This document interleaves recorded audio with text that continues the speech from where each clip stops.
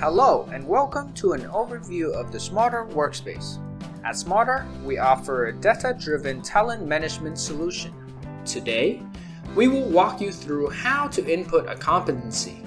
Let's get started. Log into your admin account and you will be directed to the Workspace interface. Go to the Competency section and click on Dictionary. You will see a list of core, leadership, and functional competency of your company. You can create a new competency by choosing Create on the top right of the page.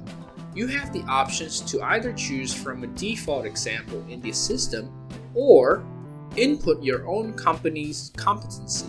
Input relevant information such as the type, name, and the description of that competency.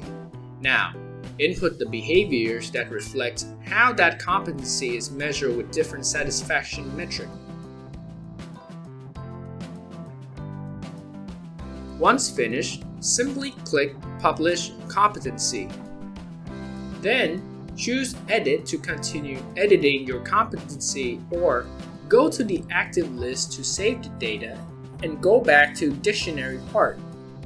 Now, your competency has been saved to the active competency list. That's it for this product update video.